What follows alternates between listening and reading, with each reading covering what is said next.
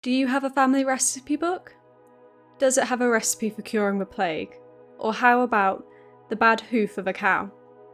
The history of early modern recipe books is rich and can provide us with attitudes towards medicine, cooking, and scientific experiment, as well as the dynamics of extended family and social networks of friends in the early modern period.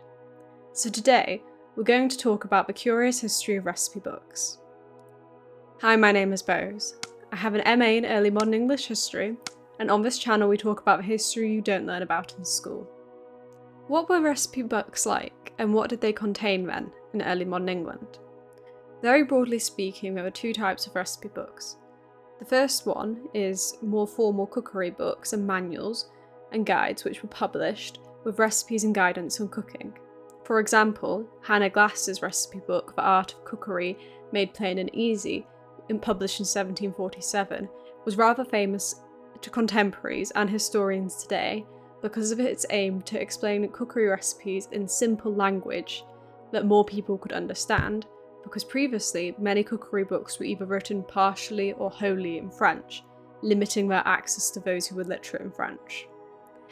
Or there's a second type of recipe book which we're going to be focused on today. And these were more informal recipe books created by individuals and households through generations to record their recipes, knowledges, and experience with recipe making.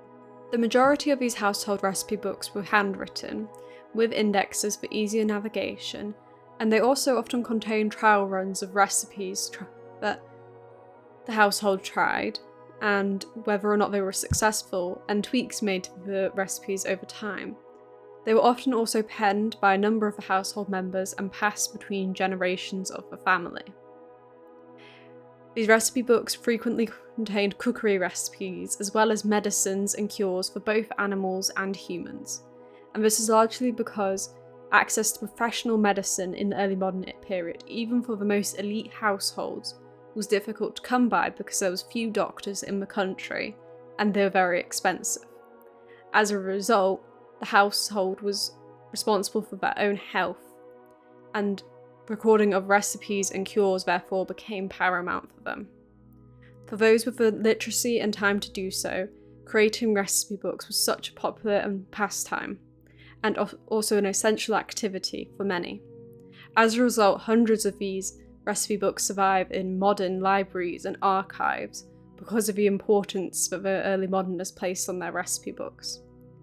They were so important to early modern people, in fact, that they became a sort of social standard for larger households to have a recipe book created through the master or mistresses, or both's knowledge of cookery, medicine making, and sugarcraft, and other activities which required recipe knowledge.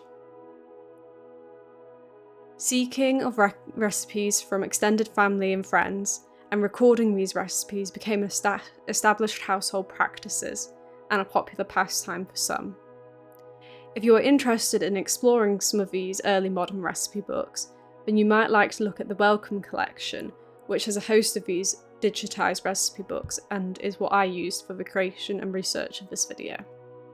Next we will look at who made recipe books in early modern England.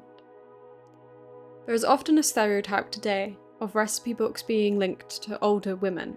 However, in early modern England, the gendering of recipe books was less rigid, and they were made by people of all ages. For example, husband and wife Philip and Anne Bennet both contributed to their household recipe book over the years in the 18th century. Also, Archdale Palmer, gentleman landowner and Lieutenant of Leicestershire, kept his own recipe book for a number of years, and at his death in 1673, his recipe book contained over 150 recipes that he had accumulated from friends and extended family. That being said, while many men were involved in the creation and sharing of medicines, the limited access to medical professionals meant that women were often associated with medicine within the early modern household, as they would be responsible for diagnosing symptoms, nursing sick relatives, or making medicines and remedies for them, and medicine in the early modern period did have a strong association with women and the kitchen as a consequence. So predominantly, you often see the medicine falling to the mistress of the household's responsibility. And it was her responsibility to manage the health of the household both through good medicine making and good cooking. So you are more likely to see recipe books made by women and then handed on to daughters and granddaughters. And this highlights the pivotal role of women to the household health in early modern England. The majority of recipe books that survive in archives today were made by either elite or genteel households. This is largely because they had the literacy and financial means to record and preserve recipes over the centuries, as well as the means to make more complicated recipes with distinct rooms and households for sweetmeat making, distillery, and cookery, as well as instruments to do so, so weights and scales, and porters and mesters and things like that.